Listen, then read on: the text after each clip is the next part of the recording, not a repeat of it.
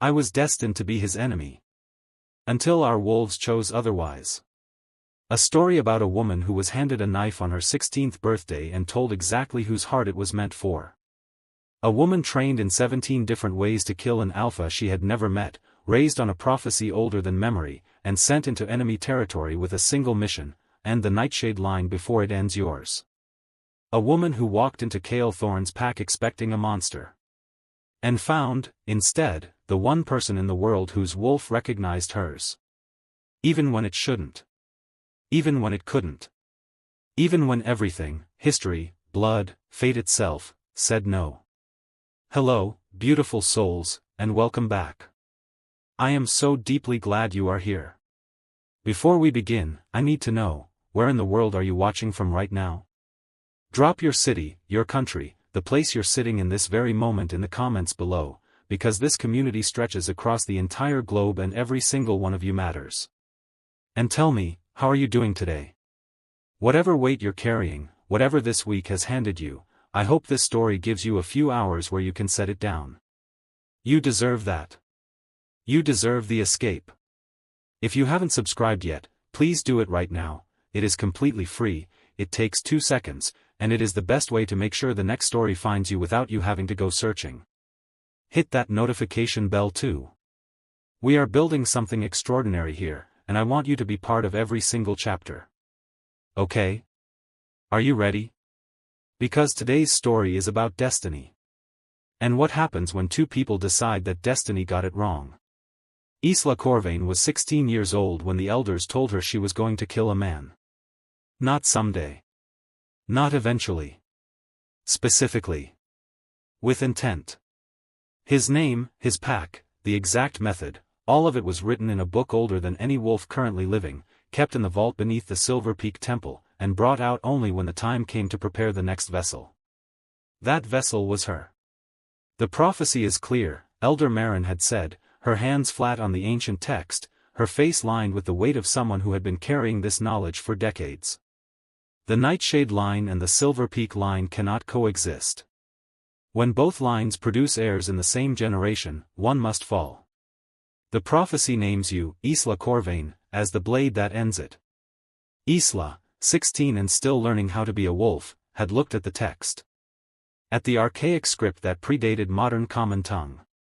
At the illustrations in the margins, 2 wolves, 1 silver, 1 black, locked in combat beneath a shattered moon. Who am I supposed to kill? She had asked. Kael Thorne, Marin had said. Heir to the Nightshade pack. Born 3 months after you. Carries the mark. She had gestured to a passage Isla couldn't read. The prophecy says that if the Nightshade heir reaches his 25th year, the Silverpeak line will be extinguished. All of it. Every wolf, every child, every bond. Gone. Isla had been quiet for a long time. Then she had said, "What if I don't?" Marin's face had been kind. Tired. Sad. Then everyone you love dies. And it will be your fault for refusing what you were born to do. Isla was 24 now. She had 8 months. The Nightshade pack territory sat in the northern mountains, surrounded by dense forest and natural defensive terrain that had kept it unconquered for 200 years. It was large, nearly 600 wolves, and powerful, and led by an alpha who had spent the last decade consolidating alliances that made Nightshade one of the 3 most influential packs in the region. That alpha was Kael Thorne's father. Kael himself was the heir. 24 years old, unmarked by a mate bond, and by all intelligence reports that Silverpeak had gathered over the years, entirely unaware that a prophecy had his name in it. Isla's mission was simple in theory: infiltrate Nightshade, get close to Kael, and kill him before his 25th birthday in 8 months. The method of infiltration had been carefully arranged. Nightshade was hosting a regional gathering in 2 weeks, a diplomatic event where allied and neutral packs would send representatives. Silverpeak had been invited. Isla would go as part of the delegation, establish herself, and find a reason to stay. She had been training for this since she was 16. 8 years of combat training, strategy, infiltration techniques, and the particular discipline of becoming someone else entirely. She could forge documents, manipulate pack bonds to mask her presence, and kill in 14 different ways that left no trace. She had also been given a failsafe. If she couldn't complete the mission, if something went wrong, if Kael proved impossible to approach, if the Prophecies timeline accelerated, there was a poison. Silverpeak's most carefully guarded secret, a compound that targeted Alpha bloodline specifically, undetectable in food or drink, and fatal within 3 days. The vial was in a hidden pocket in her bag. She tried not to think about it. The Nightshade estate was not what she expected. Isla had expected cold stone and military efficiency. She had expected a fortress, a place built to defend and control. What she found instead was a sprawling compound of dark wood and wide windows, built into the mountainside in a way that felt organic rather than imposed. The main hall was warm. The corridors were lit with soft amber light. There were children playing in the courtyard when she arrived, and the guards at the gate had checked her credentials with thoroughness but not hostility. It felt like a home. She hated that. The Silverpeak delegation was small, 5 wolves, including her. The lead diplomat was a man named Corbin, 53, who had been doing this kind of work for decades and knew how to navigate pack politics without making enemies. He introduced Isla as his assistant, which was both true and useful. Assistants were background. Assistants were ignored. She intended to use that. The gathering itself was a 3-day event. The first day was arrivals and informal socializing. The second day was the actual diplomatic meetings, territory discussions, trade agreements, the structured business that justified everyone being here. The third day was a celebration, a hunt, a feast, the kind of pack bonding that built alliances in ways that paperwork never could. Isla attended all of it with perfect professional neutrality, staying slightly behind Corbin, taking notes when required, and scanning every room for Kael Thorne. She found him on the second day. He was in the main meeting hall, seated at his father's right hand, listening to a territorial dispute between 2 smaller packs with the focused attention of someone who was genuinely trying to understand the problem rather than simply waiting for his turn to speak. He was tall, she'd known that from the intelligence reports, with black hair and the kind of build that came from real work, not decorative training. His eyes were dark, sharp, and moved over the room with the particular awareness of someone who had been taught that details mattered. He looked nothing like a monster. Isla felt her wolf stir. Just slightly. Just enough to be noticeable. She ignored it. The meeting ended. Kael stood, said something to his father, and left through the side door. Isla gave it 30 seconds, then excused herself quietly and followed. She found him in the library. It was a large room, 2 stories, lined floor to ceiling with books that looked used rather than decorative. Kael was standing at one of the shelves, pulling down a volume with the ease of someone who knew exactly where everything was. Isla stopped in the doorway. He turned. For 3 seconds, neither of them moved. Then Kael said, "Can I help you?" His voice was even. Not unfriendly. Just present. The tone of someone who had found a stranger in his library and was curious about why. "I was looking for the records archive," Isla said.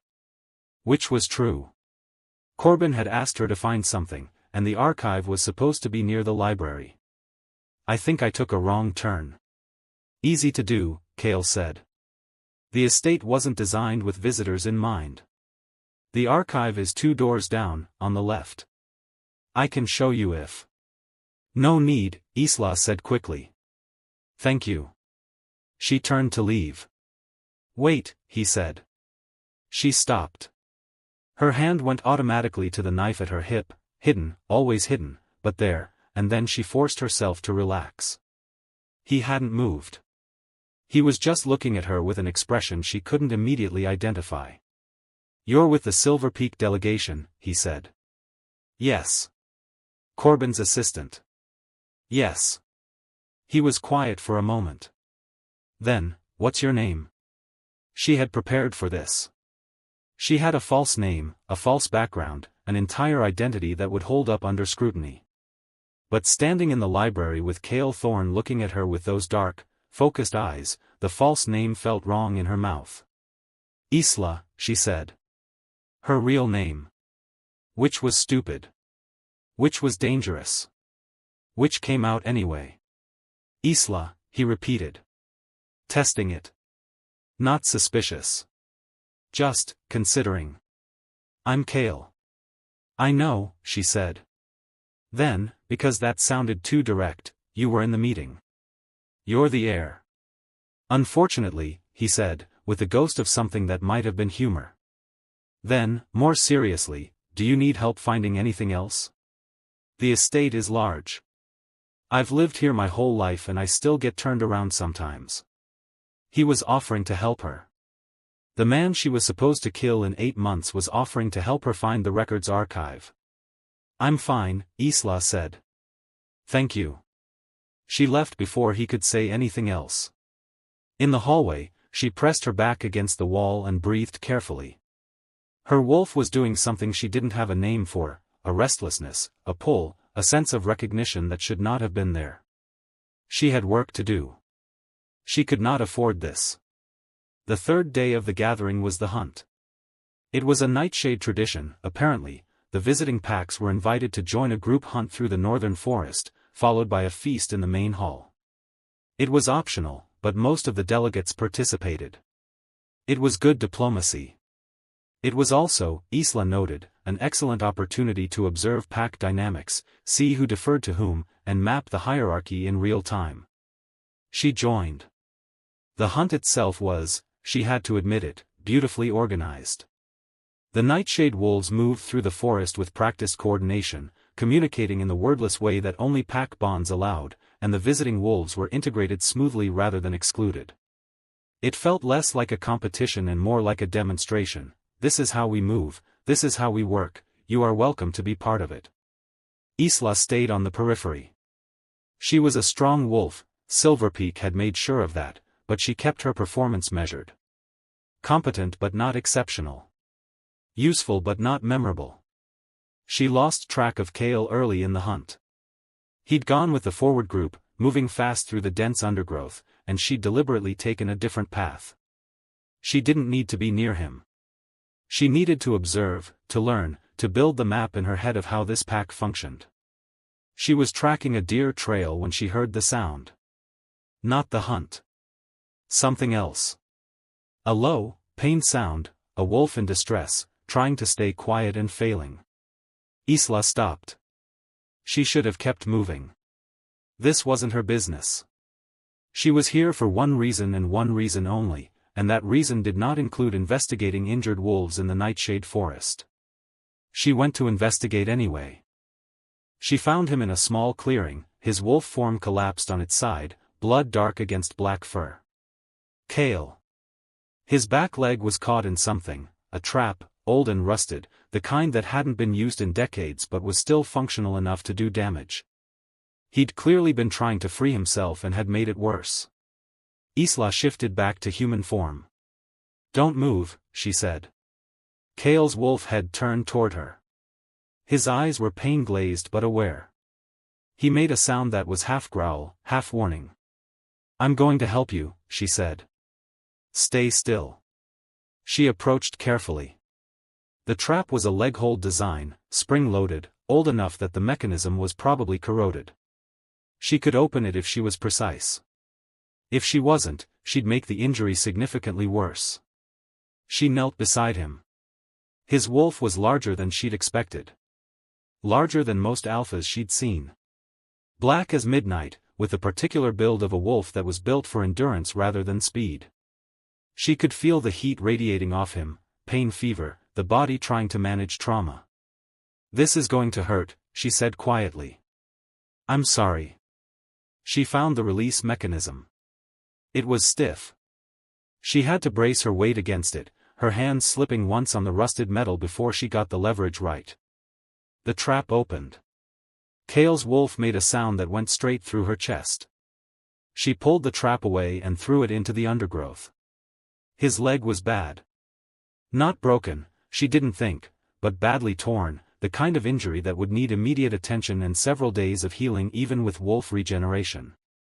Can you shift? She asked. Kael's wolf looked at her for a long moment. Then, with visible effort, he shifted. He was human again. Naked, bleeding, his leg a mess of torn flesh, and looking at her with an expression that was equal parts pain and something she couldn't immediately identify. "Thank you," he said. His voice was rough. Isla pulled off her jacket and handed it to him. "Put pressure on the wound. I'll get help." "Wait," he said. She stopped.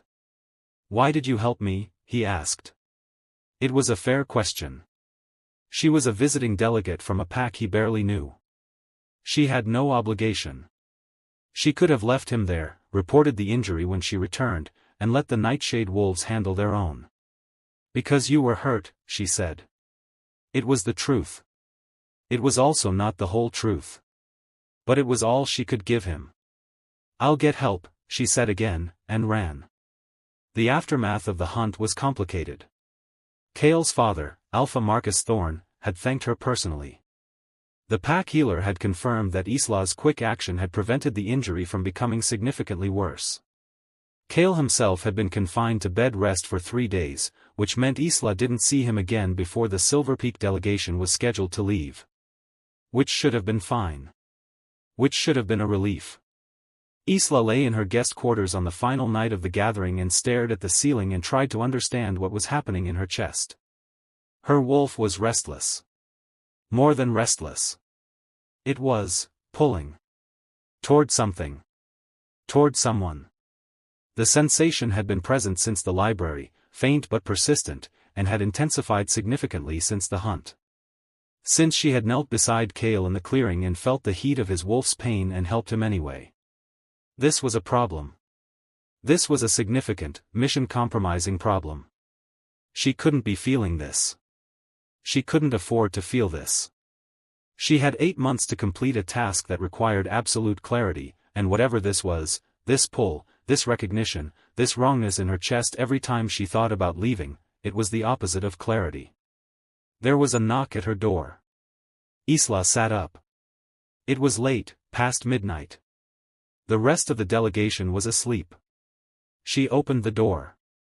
Kael was standing in the hallway, leaning heavily on a crutch, his injured leg bandaged, wearing loose sleep clothes and the expression of someone who had made a decision and was now following through on it despite it being perhaps inadvisable. "You're supposed to be resting," Isla said. "I needed to talk to you," he said. "Before you leave tomorrow. We can talk in the morning." "No," he said. "We can't. Because in the morning there will be people and protocol and you'll be gone by noon. I need to talk to you now." Isla looked at him for a long moment. Then she stepped back and let him in. He hobbled to the chair by the window and sat with visible relief. Isla remained standing, her arms folded, every instinct she had been trained with screaming that this was dangerous. "What do you need to talk about?" she said. Kael looked at her. In the low lamplight, his eyes were dark and serious and entirely without the careful alpha neutrality he'd worn in every public interaction she'd seen. "Do you feel it?" he said. Isla went very still. "Feel what?" "Don't," he said quietly. "I've spent 3 days trying to convince myself I was imagining it. I wasn't. And neither are you." The silence in the room was enormous. "I don't know what you're talking about," Isla said. "Yes you do," Kael said. He leaned forward slightly, his hands braced on his knees. "I felt it in the library. I felt it in the clearing. My wolf recognized yours. And yours recognized mine. That doesn't happen unless—" "Don't say it," Isla said. "Unless we're mates," he finished. The word landed in the room like a stone in still water. Isla turned away from him. She walked to the window and looked out at the dark forest and the mountains beyond and tried to breathe around the thing that was happening in her chest. This was impossible. The prophecy was clear. The Nightshade heir and the Silverpeak heir could not coexist. One had to fall. She had been trained since 16 to be the blade that ended this. She had a mission. She had a vial of poison in her bag. She had 8 months. She could not be his mate. "You're wrong," she said. "I'm not," Kael said. And you know I'm not. Even if you weren't wrong, Isla said, still looking out the window, it doesn't matter. I'm leaving tomorrow. You'll never see me again. Whatever you think you felt. Isla. She stopped. Look at me, he said. She turned. He was standing now, weight on his good leg, the crutch abandoned by the chair. He was looking at her with an expression that was completely open, no alpha mask, no political calculation, just a man who had found something he hadn't been looking for and didn't know what to do about it either. I don't know what this is, he said. I don't know why it's you. I don't know what we're supposed to do about it. But I know that when you helped me in that clearing, when you could have left me there, when you had no reason to stay, something in me knew. And I think something in you knew too. It doesn't matter what I know, Isla said. I have to leave. Then don't, he said. What? Don't leave. He said it simply. As if it was the most obvious thing in the world. Stay. Join the pack. We have a visiting scholar program, wolves from other territories who come to study our archives, learn our techniques, build diplomatic relationships. You could apply. Corbin could sponsor it. You'd have a reason to be here. We could figure this out. Isla looked at him. He was offering her exactly what she needed. A reason to stay. A way to embed herself in Nightshade territory long-term without suspicion. Access to Kael, to his routine, to his life. Everything her mission required. He was handing it to her because he thought they were mates. He was right. And she was still going to kill him. I'll think about it, she said. It was the worst thing she had ever said. Isla returned to Silverpeak and told the elders everything. Not about the mate bond. She couldn't tell them that. If they knew, they would pull her immediately, assign someone else, and she would lose any chance of controlling what happened next. She told them about the opportunity. The visiting scholar program. The access it would give her. Elder Marin had looked at her with those tired, knowing eyes and said, "How long?"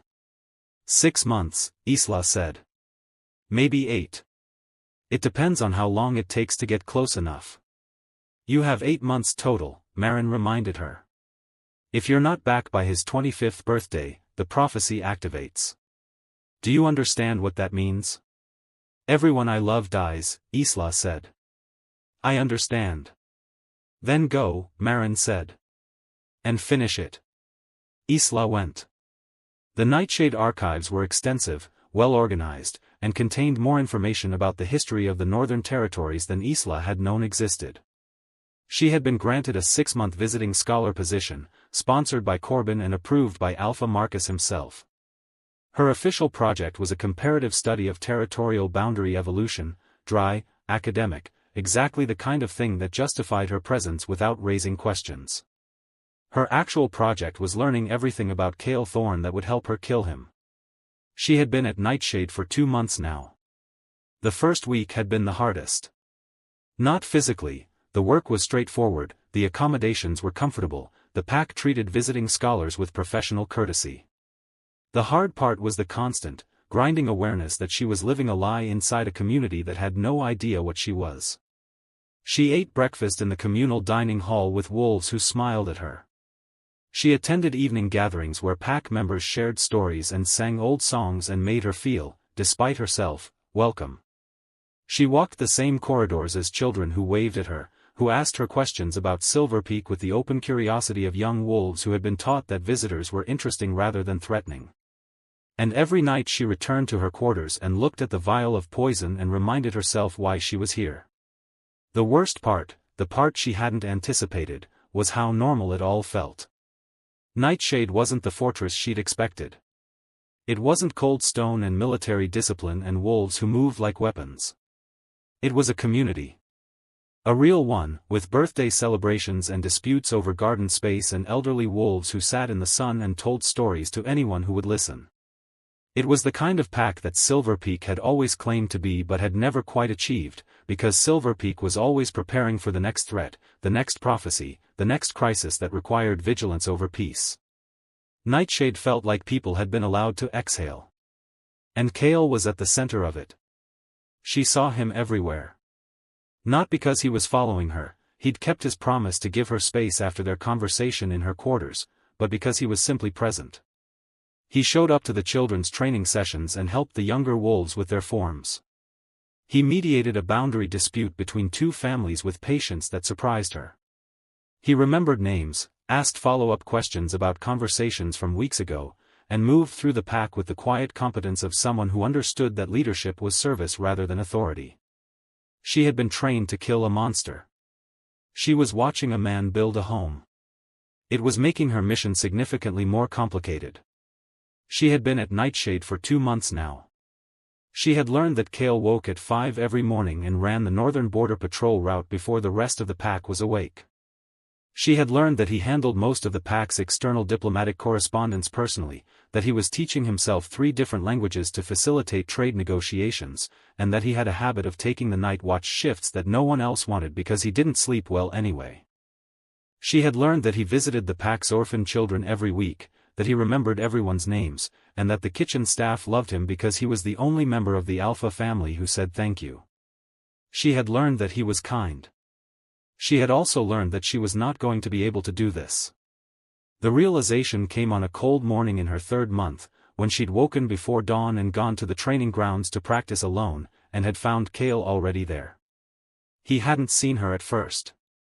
He was running through combat forms, shirtless despite the cold, his breath misting in the early light. He moved with the fluid precision of someone who had trained his whole life, but there was something else too, a grimness in his expression, a weight in the way he held himself. She'd watched him for 10 minutes before he'd noticed her. He'd stopped mid-form, grabbed his shirt from the fence post, and pulled it on. "Morning," he'd said. "Morning," she'd replied. "Couldn't sleep?" "Not really." He'd nodded, understanding in a way that didn't require explanation. "Me neither. The nightmares are worse some months." She'd filed that away, nightmares, some months worse than others, and hated herself for cataloging it as intelligence. "What do you dream about?" He'd been quiet for a moment. Then, "My mother. She died when I was 12. Training accident, a young wolf lost control during a shift, panicked, my mother stepped in to help. She was trying to calm him down when he struck her. Throat wound. She was gone before the healer arrived." He'd looked at the ground. "The wolf who did it was 15. He didn't mean to. But he's carried it every day since. And he'd stopped. I dream that I could have stopped it. That if I'd been faster, stronger, better trained. That if I'd been there instead of off sulking about something stupid, I could have saved her." Isla had stood very still. This was not intelligence. This was not mission-relevant information. This was Kael's grief, offered to her in the cold morning air because she'd asked and he'd trusted her enough to answer. "You were 12, she'd said quietly. "I know," he'd said. "Doesn't make the dream stop." They'd stood there for a while in silence. Then Kael had said, "Do you want to spar? Sometimes it helps. Getting out of your head." She should have said no. She should have maintained distance, kept the boundaries clear, not allowed the mission to become complicated by actual human connection. She'd said yes. They'd sparred for an hour. He was good, better than good, but he pulled his strikes, adjusted his speed to match hers, and when she'd landed a hit he wasn't expecting, he'd laughed with genuine delight. "Where did you learn that?" he'd asked, slightly winded. "Silverpeak training," she'd said, which was both true and incomplete. Silverpeak's regular training plus 8 years of assassination-specific techniques, to be precise. "I like it," he'd said. "Can you teach me?" She'd taught him the basic form. She'd watched him absorb it with the quick intelligence of someone who loved learning new things. She'd corrected his stance with her hands on his shoulders, and the mate bond had sung in her chest, and she'd realized with absolute, devastating clarity that she was in love with the man she was supposed to kill. Not just attracted to. Not just bonded with by wolf instinct. In love. With everything that meant. The small things and the large things. The way he was patient with the young wolves who struggled with their forms. The way he read 3 languages and was trying to learn a 4th because it mattered to him that he could speak to visiting wolves in their own tongue. The way he carried his mother's death like a stone he'd never learned to put down but had decided to carry with grace. She was in love with him. And she had 5 months left to kill him. She'd excused herself shortly after that training session, gone back to her quarters, and sat on the floor with her back against the wall and tried to breathe through what felt like her entire chest cracking open. She couldn't do this. The mission, the prophecy, the weight of everyone in Silverpeak whose lives supposedly depended on her completing this, none of it mattered as much as the simple, impossible truth that she could not hurt this man. She'd reached for the vial of poison hidden in her bag. She'd held it in her palm and stared at it and tried to imagine using it. She couldn't. The image wouldn't form. Her mind refused to construct it. The idea of Kael dying, of her being the cause of it, was physically impossible to hold in her head without something vital shutting down. She'd put the vial back. She'd sat on her floor for another 2 hours. And then she'd made a decision. She was going to find another way. She was going to search the archives more thoroughly. She was going to look for anything that might prove the prophecy wrong, anything that might give her an alternative, anything that would let her save both the man she loved and the pack she'd been trying to protect. She had no idea if such a thing existed. But she was going to look anyway. She had also learned that her wolf was not adjusting to ignoring the mate bond. Every time Kael was near, her wolf pulled toward him. Every time he looked at her, something in her chest did the thing it should not be doing. And every time she returned to her quarters at night and looked at the vial of poison hidden in her belongings, she felt like she was breaking into smaller and smaller pieces. She had 6 months left. She wasn't sure she was going to make it. Kael found her in the archives on a Tuesday afternoon in late autumn. She was sitting at one of the long research tables, surrounded by territorial maps from the last century, taking notes in the careful shorthand she'd developed over years of training. She'd heard him coming, she always heard him coming, her wolf made sure of that, but she didn't look up. "You're avoiding me," he said. "I'm working," Isla said, not looking up from her notes. "You've been working for 2 months, Kael said. You eat in your quarters. You don't attend pack gatherings. The only time I see you is when I come here." "That's because I'm here to do research," Isla said. "Not socialize." "Isla." She looked up. He was standing on the other side of the table, his hands braced on the wood, and he looked tired. Not physically. The other kind. The tired that comes from carrying something heavy for too long. "Why are you really here?" he said. Isla's hand went still on her notes. "I told you. The visiting scholar program is a convenient excuse," he said. "I've read your application. I've read your research proposal. It's competent. It's thorough. It's also completely unnecessary for what you're actually doing, which is avoiding me while staying close enough that we're in the same territory." She said nothing. "I felt the bond the moment I met you," Kael said. "I know you felt it too. And I know that for some reason, you're pretending you didn't. What I don't know is why." He paused. "So I'm asking. Why are you here, Isla?" She could tell him the truth.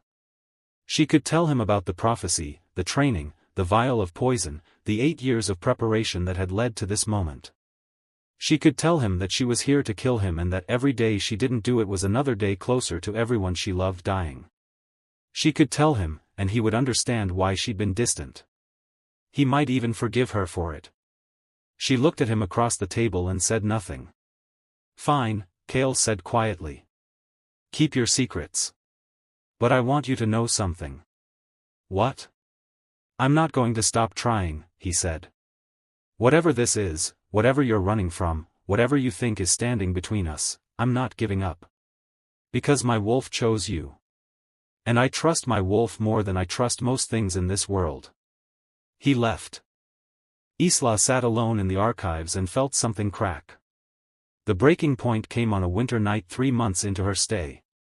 Isla had been working late in the archives, genuinely working this time, not avoiding, though the two had become difficult to distinguish. She'd found a reference in one of the older texts to the Prophecies' origins, buried in a footnote so small she'd almost missed it, and had spent 4 hours tracing it backward through citations until she'd assembled a picture that she hadn't had before. The prophecy wasn't divine. It was political. 300 years ago, the Nightshade and Silverpeak pacts had been allies. Close allies. Bonded by marriage, by trade, by mutual defense agreements that had kept both territories stable for generations. And then a child had been born to both families in the same year, heirs, both marked with the Alpha gift, both powerful. And someone had decided that two powerful allied pacts were more dangerous together than separated.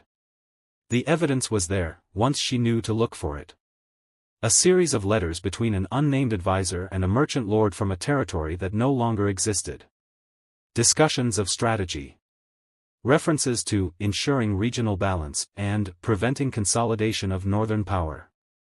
And then, a year later, the first recorded appearance of the prophecy in both temples, delivered by traveling monks whose order had dissolved shortly after and left no traceable origin. It was a setup. A perfect, 300-year setup. Someone had written the prophecy. Someone had planted it in both temples. Someone had ensured that every generation since believed that the two lines could not coexist, that one had to fall, that this was divine will rather than political manipulation designed to keep two powerful pacts from becoming an unstoppable alliance. For 300 years, both pacts had been trying to kill each other's heirs. For 300 years, they had been doing exactly what someone had designed them to do. Isla sat in the archives and stared at the evidence spread across the table and felt her entire reality fracture. Everything she had been taught was a lie. The training. The knife they'd given her. The 8 years of preparation.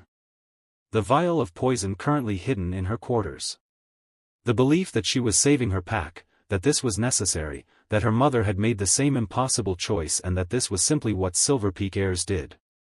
All of it, built on a political manipulation so old that everyone had forgotten it was a manipulation and started treating it as truth. She thought about Elder Marin. About the tired grief in her eyes when she'd told 16-year-old Isla that she would have to kill a boy she'd never met. About the weight Marin carried, the belief that she was protecting her pack by preparing another generation to perpetuate a cycle of violence. Marin didn't know. None of them knew. They were victims of this too.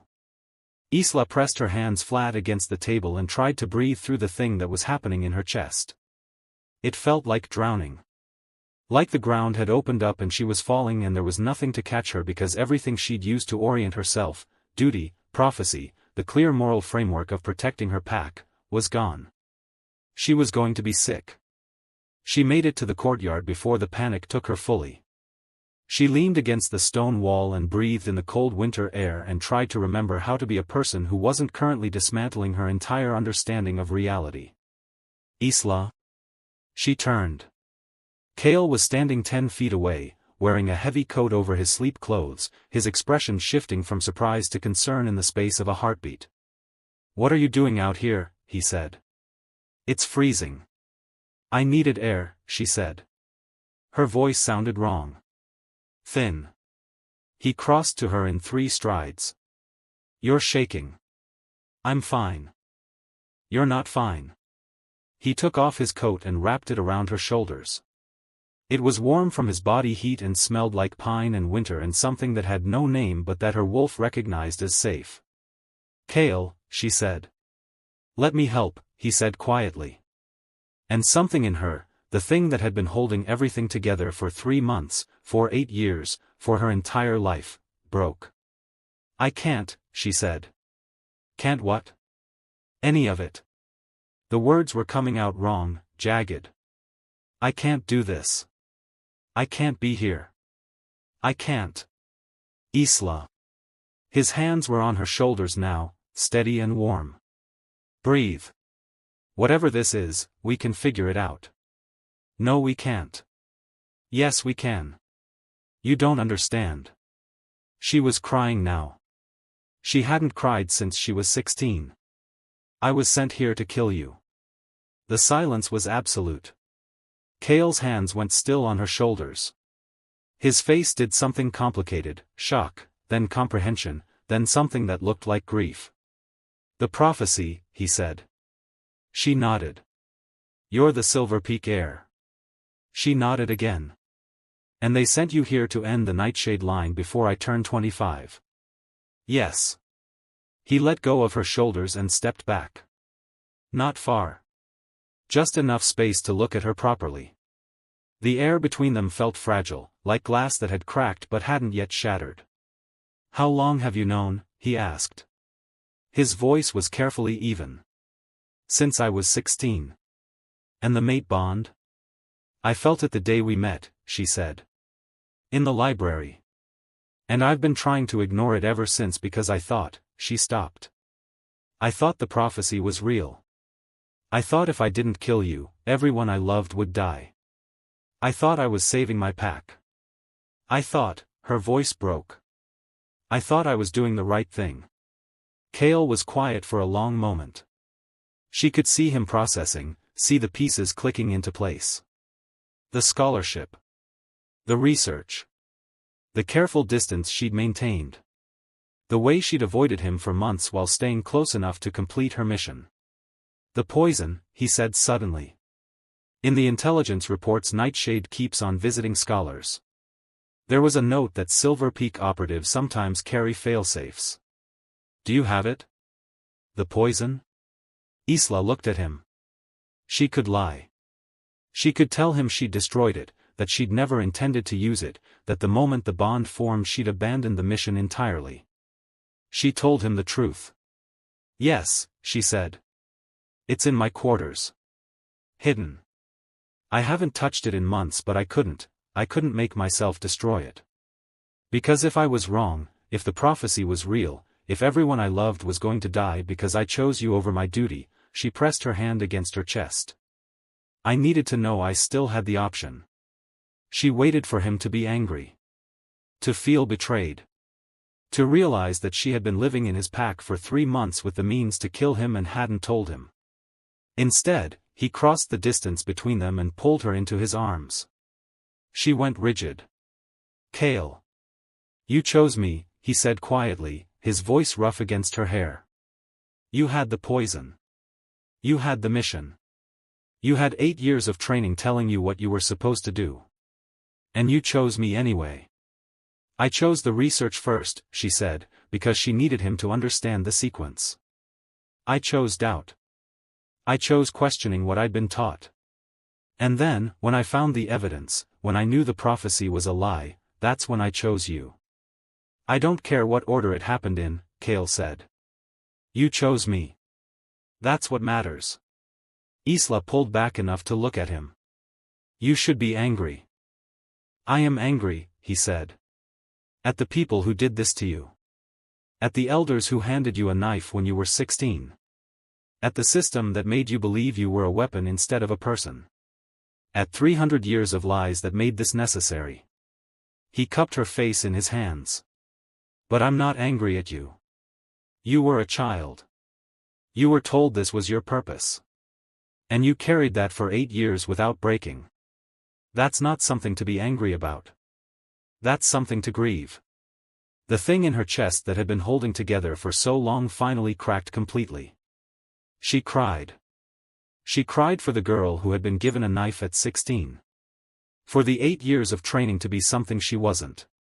For the weight of believing that everyone she loved would die if she failed. For the months of living a lie while trying to figure out how to survive a choice that should never have been hers to make. Kael held her through all of it. When she finally stopped, when she'd cried herself empty, he said. What do we do with the poison? Destroy it, Isla said. Tonight. Together. I want you there when I do it. All right, he said. They went to her quarters. She retrieved the vial from its hiding place, a false bottom in her travel bag, the kind of concealment she'd been taught to build when she was 17. The vial was small, unremarkable, the poison inside it clear as water. She held it in her palm and looked at it for a moment. 8 years of her life. The weight of everyone she loved. The belief that this was necessary. She handed it to Kael. You do it, she said. Are you sure? Yes. She met his eyes. I need to watch you destroy the thing I was supposed to use to kill you. I need that image. I need to replace all the other ones. He understood. He took the vial to the wash basin, broke the seal, and poured the poison down the drain. Then he crushed the vial itself into shards and wrapped them in cloth and put them in the waste bin. It was done. The mission was over. Isla felt the weight of it lift from her chest like something physical being removed. She pulled the research from her coat pocket, the pages she'd copied, the evidence, the trail that led back to the origin. She handed it to him. He read it in the lamplight from the courtyard torches. She watched his face as he processed it, as the pieces fell into place, as he arrived at the same conclusion she had. 300 years, he said quietly. 300 years, she agreed. He looked at her. Do your elders know? No. Are you going to tell them? I don't know, she said honestly. They've built their entire identity around this. If I tell them the prophecy is false, that we've been manipulated for centuries, I don't know what they'll do. I don't know if they'll even believe me. But you believe it. Yes. And you're not going to kill me. It wasn't a question. But she answered it anyway. No, Isla said. I'm not. The breath Kael let out was long and shaking. Thank you for that. They stood in the courtyard for a long time, the winter air cold around them, the coat still wrapped around Isla's shoulders, the evidence of 3 centuries of manipulation between them. What do we do now? Isla asked. I don't know, Kael said. But I know what we don't do. What? We don't let them win. He looked at her with those dark, serious eyes. Whoever wrote that prophecy wanted our packs to be enemies. They wanted us to kill each other. They wanted to make sure we never became allies again. And if we let this keep going, if we let the prophecy dictate what happens next, they win. Even 300 years later. They win. So what do we do? Isla said again. We rewrite it, Kael said.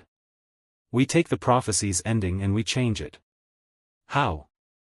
By doing what they never expected, he said. We become allies again. We tell both packs the truth. We end this. Isla looked at him. They'll never accept it. Both sides have too much history. Too much blood. Then we give them something stronger than history, Kael said. We give them a mate bond. Between the 2 heirs. The thing the prophecy said was impossible. You want to announce the bond. I want to build a bridge, he said. The bond is the foundation. But we'll need more than that. We'll need time. We'll need trust. We'll need both packs to see that this is real. Isla felt the thing in her chest that had been pulling toward him since the library, since the clearing, since the moment her wolf had recognized his. It wasn't ignoring the bond anymore. It was leaning into it. This is going to be hard, she said. Yes, Kael agreed. They might exile both of us. They might. We might lose everything. We might. He held out his hand. Or we might end a 300-year cycle of violence. Seems worth the risk. Isla looked at his hand. At the choice he was offering her. At the rewriting of the prophecy that she had been raised to fulfill. She took his hand. All right, she said. Let's rewrite it. The first pack they told was Nightshade. Kael requested a full council meeting, which was unusual but not unprecedented. His father attended, along with the senior council members and the pack's historian. Isla stood beside Kael at the front of the room and tried not to show how terrified she was. Kael presented the evidence first. The research, the trail back through 300 years of citations, the original manipulation. He was clear, precise, unemotional. He laid it out like a case file. The room was silent when he finished. Then his father said, "And the Silverpeak heir?" "Is standing next to me," Kael said. The silence became something different. Sharper. "You brought an enemy into this pack," Marcus said. His voice was level, but Isla could feel the weight behind it. "I brought my mate," Kael said. The bond formed before I knew who she was. Before she knew the prophecy was false. And now that we both know the truth, we're asking you to let us end this the right way. By allying with Silverpeak. Yes. After 300 years of conflict. Because of 300 years of manipulation, Kael said. Father, if this research is accurate, and I believe it is, we've been played. Both packs have. Someone made us enemies, and we've been fulfilling that role for centuries without questioning why. I'm questioning it now. Marcus looked at Isla. What does Silverpeak say? I haven't told them yet, Isla said. Why not?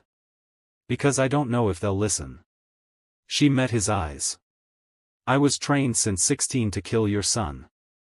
That training was thorough. I know 17 ways to end an alpha's life, and I know the pack law that justifies each one. What I don't know is how to convince my elders that everything they believe is wrong. So I'm asking you to let me try. And if they don't listen, if they reject the evidence, if they insist the prophecy is real, then at least Nightshade will know the truth. Marcus was quiet for a long time.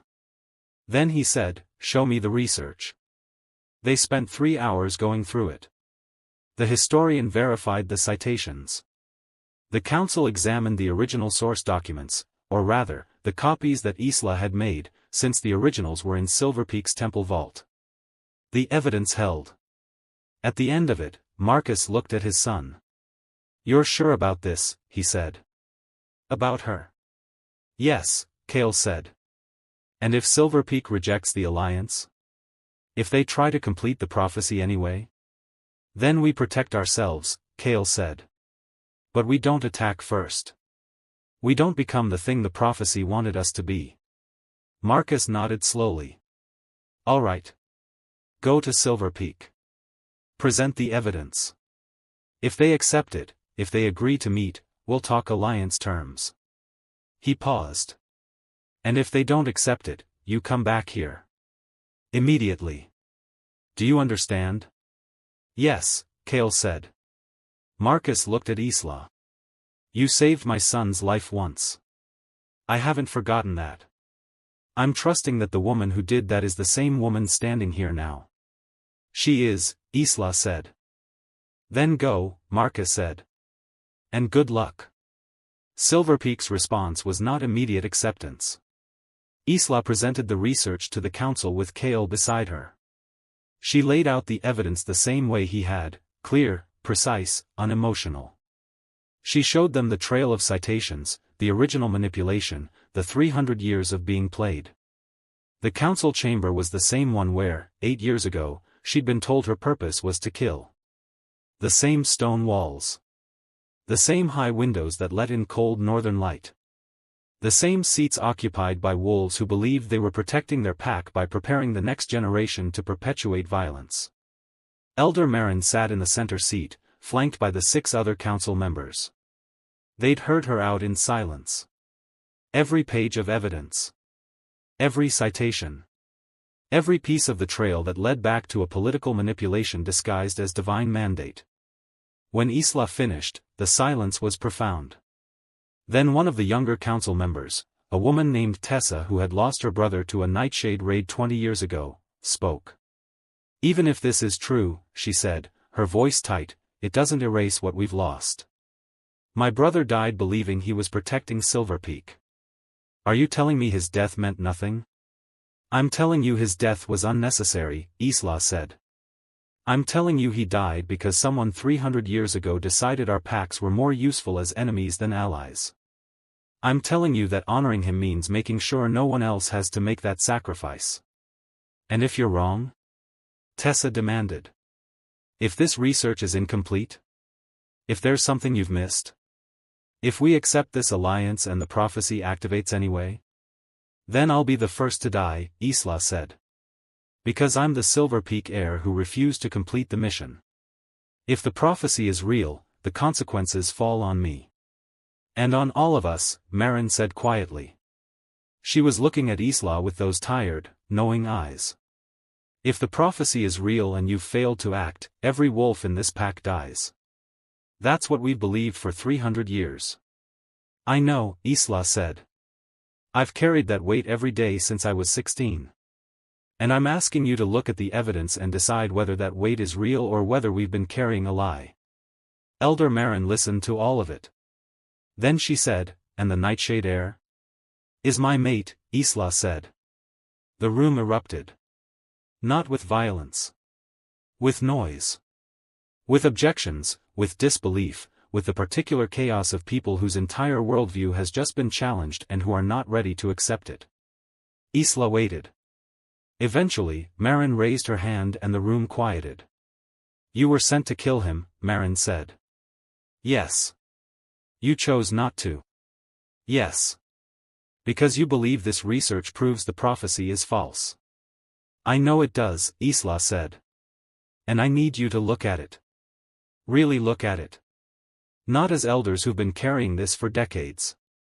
As wolves who want the truth. Marin looked at her for a long time. Then she said, leave the research. We'll examine it. You and the Nightshade heir will wait in the guest quarters. Do not leave the temple grounds. Do you understand? Yes, Isla said. They waited for 2 days. On the third day, Marin summoned them both back to the council chamber. We've verified the research, she said. Her voice was tired. Older than Isla had ever heard it. The citations are accurate. The original source exists. The manipulation it's real. Isla felt something in her chest release. Which means, Marin continued, that we have spent 300 years preparing heirs to kill each other for a lie. The silence in the room was enormous. I don't know how to carry this, Marin said quietly. I don't know what we're supposed to do with the knowledge that everything we believed was wrong. You do what we're doing, Kael said. You rewrite it. Marin looked at him. You're asking us to ally with Nightshade. I'm asking you to end a cycle of violence that never should have started, Kael said. I'm asking you to let the next generation of heirs grow up without knives. I'm asking you to choose truth over tradition. And if we refuse? Then Isla and I will still be mates, Kael said. The bond doesn't care about politics. But we'd like to be mates in a world where our packs aren't enemies. So we're asking you to give us that chance. Marin was quiet. Then she turned to Isla. What do you want?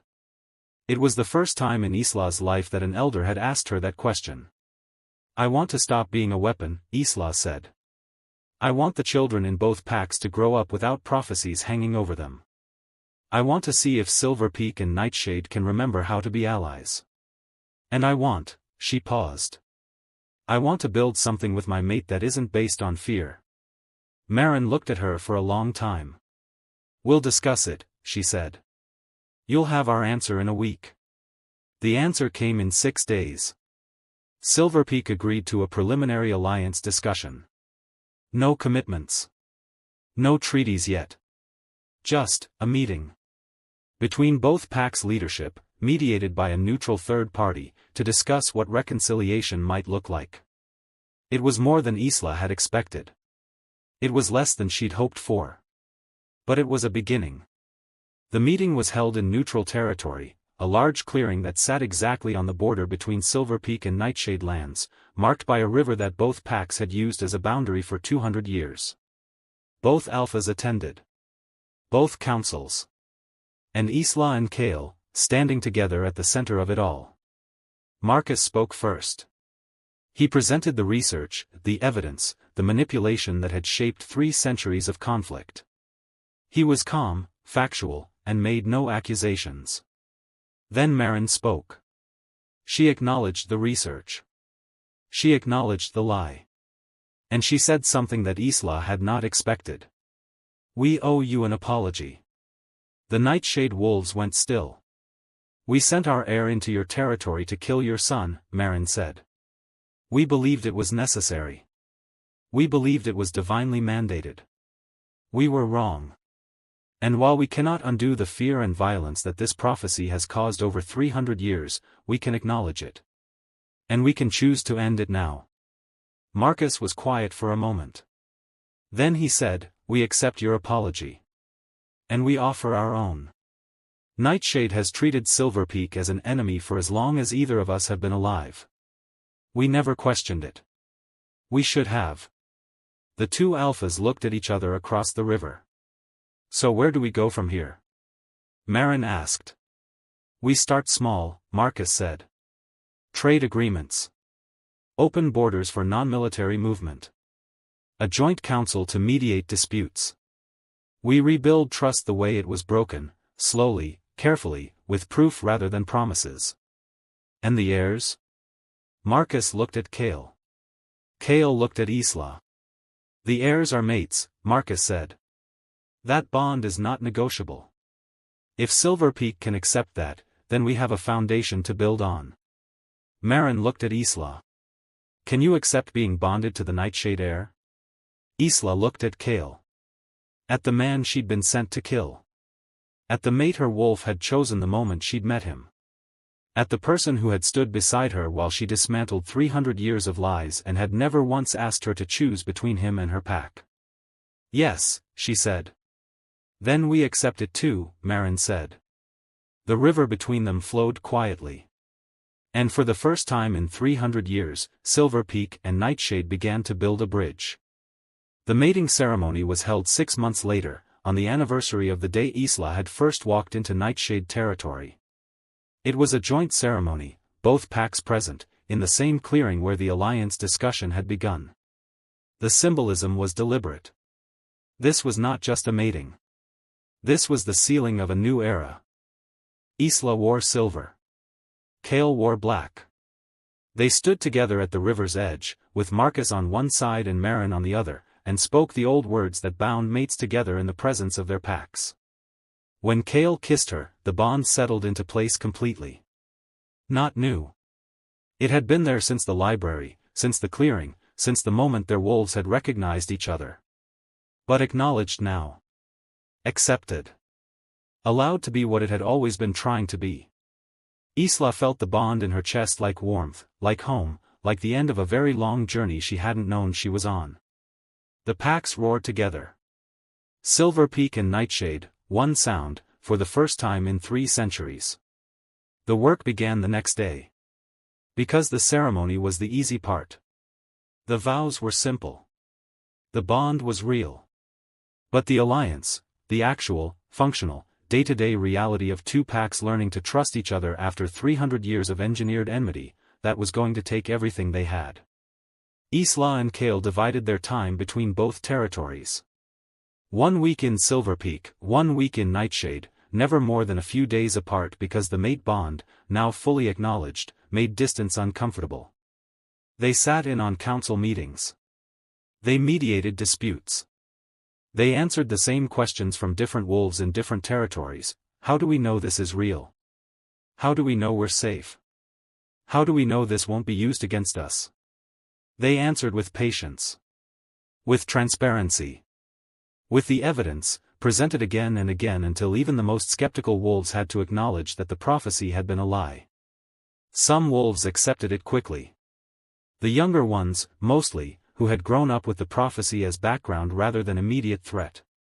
They were curious about the other pack, eager to explore the newly opened borders, excited about the possibility of trade and shared knowledge and festivals that included both territories. Some wolves took longer.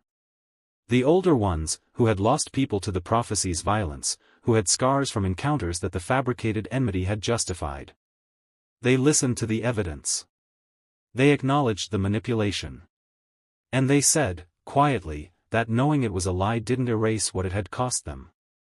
Isla understood that.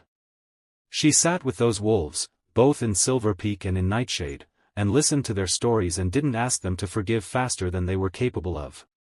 Healing, she was learning, didn't happen on a schedule. She and Kael also started a joint project, a comprehensive history of the actual alliance, before the prophecy. They found marriage records, trade agreements, letters between families, evidence of the real relationship that had existed before someone had decided to destroy it. They compiled it into a document that was part historical record and part reminder. This is who we were. This is who we can be again. The project took 8 months. They presented it at the first joint festival, a 3-day gathering held at the river clearing, with both packs contributing food, music, and the particular nervous energy of people trying something new. There were mistakes. There were moments of tension. There was one near fight over a perceived slight that turned out to be a misunderstanding about hand gestures that meant different things in different pack cultures. But there was also laughter. There were children from both packs playing together without knowing or caring about the prophecy. There were elderly wolves sharing stories and discovering they had more in common than they'd ever been allowed to explore. There were young wolves from Silverpeak asking to train with Nightshade's warriors, and young wolves from Nightshade asking to study in Silverpeak's libraries. It wasn't perfect. But it was real. And later, when the feast was done and the guests had departed and Isla and Kael were alone in the quarters they would share going forward, Kael said, "We did it. We rewrote the prophecy," Isla agreed. "Do you think it's really over?" he asked. "The fear, the history, all of it?" "No," Isla said honestly. "I think it'll take generations to fully heal. I think there will be wolves in both packs who never fully trust each other. I think we'll spend the rest of our lives building something that our children's children might take for granted." She paused. "But I think that's better than the alternative." "Which is?" "Continuing to be enemies because we were told we had to be." Kael pulled her close. "I'm glad you didn't kill me." Isla laughed, an actual laugh, the kind she hadn't made in years. "I'm glad too." "What would you have done?" he asked. "If the prophecy had been real? If the bond had formed and the prophecy was still true?" Isla was quiet for a moment. "I don't know," she said. "I'd like to think I would have chosen you anyway. That I would have found a third option, a way out, something that didn't require one of us to die. But I don't know if I'm that strong." "You are," Kael said. "How do you know?" "Because you came back," he said. "After you found the research. After you realized the prophecy was a lie. You could have run. You could have disappeared, let both packs think you'd completed the mission, started over somewhere else. But you came back. You told the truth. You stood in front of both councils and asked them to choose something better. That's not weakness, Isla. That's the strongest thing I've ever seen anyone do." She leaned into him. "We're going to spend the rest of our lives fixing this, aren't we?" "Probably," he agreed. "Good," Isla said. "I'd rather spend my life building something than destroying it." 5 years later, Isla stood in the river clearing and watched two packs celebrate the harvest together. It had become an annual tradition, the joint harvest festival, held at the place where the alliance had begun. Both territories contributed. Both alphas presided. And the children who ran through the clearing, playing games that mixed Silverpeak and Nightshade traditions, had no memory of a time when this wasn't normal. "They don't know," Kael said, appearing at her shoulder with 2 cups of spiced cider. "Don't know what?" Isla took the cup he offered. How hard this was. He gestured at the clearing. At the laughter, the music, the absolute ordinariness of wolves from both packs sharing space without tension. "They think this is how it's always been. That's the goal, isn't it?" Isla said. "For the next generation to take peace for granted." "It is," Kael agreed. "It's just strange. We spent 5 years building this. 5 years of mediation and councils and convincing skeptical wolves to give it a chance. And now," he paused. "Now it's just normal." Isla looked at the children. At a little girl from Silverpeak teaching a boy from Nightshade how to braid grass stems. At a group of teenagers from both packs collaborating on decorations. At the elderly wolves sitting in the sun and sharing stories without the weight of prophecy between them. "We gave them that," she said. "The ability to take peace for granted. That's not a small thing." "No," Kael said. "It's not." Elder Marin approached them, moving slower than she had 5 years ago but still steady. She'd stepped back from the council 2 years ago, officially, but she still attended the major gatherings. "The history," she said without preamble. "The one you and Kael compiled. About the original alliance. What about it?" Isla asked. I want it taught, Marin said. In both territories. As part of the standard education. Not as ancient history. As recent history. I want every child to know what we almost lost. And what we chose instead. Isla looked at her. You think they're ready for that? I think they need to be ready for it, Marin said. Because forgetting how we got here is the first step toward ending up back where we were. And I won't live long enough to see that happen, but you will. So I'm asking you to make sure it doesn't. We will, Isla said. Marin nodded. Then, more quietly, I'm sorry. For what?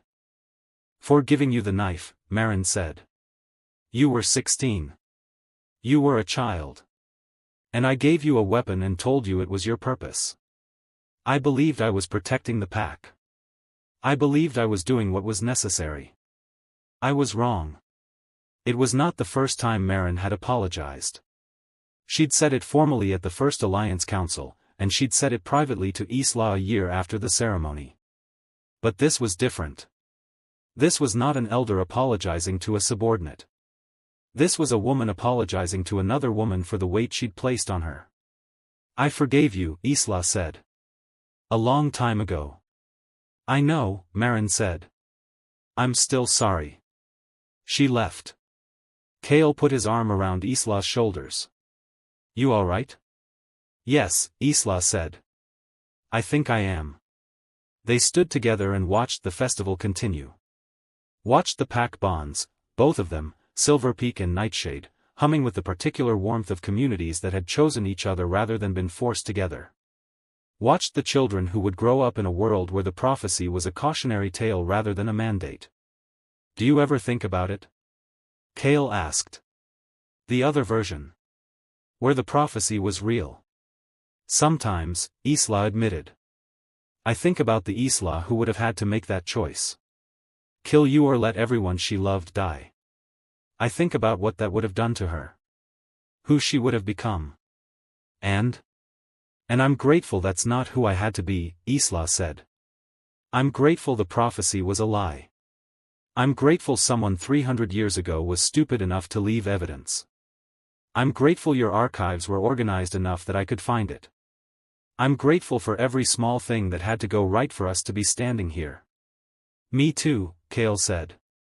The sun was setting over the river. The festival would continue into the night, there would be dancing, more food, the pack songs that both territories had taught each other. But for now, in the golden hour between day and evening, Isla and Kael stood at the edge of it all and simply existed in the peace they had built. The girl who had been handed a knife at 16. The boy who had been marked for death before he was born. The prophecy that said they were destined to be enemies. And the choice they had made to rewrite every word of it. They stood together in the clearing that overlooked both territories, Silverpeak to the south, Nightshade to the north, the river running between them no longer a boundary but a bridge. The girl who had been handed a knife at 16 and told whose heart it was meant for. The boy who had been marked for death before he was born. The prophecy that said they were destined to be enemies. And the wolves who chose otherwise. Oh, beautiful souls. If this story reached you somewhere deep, if you felt it when Isla finally told the truth, when Kael said, "My wolf chose you," when both packs stood together for the first time in 300 years, I need to know. Drop a comment right now. Tell me which moment broke you. Tell me which scene you'll carry with you. Tell me if you believe that even destiny can be rewritten if you're brave enough to hold the pen. Your comments are everything. They're what make this community breathe. And if you made it all the way here and you haven't subscribed yet, I see you, I'm so glad you're here, please subscribe. It's free. It's 2 seconds. And it means the next story will find you. Take care of yourselves, beautiful souls. I'll see you in the next one.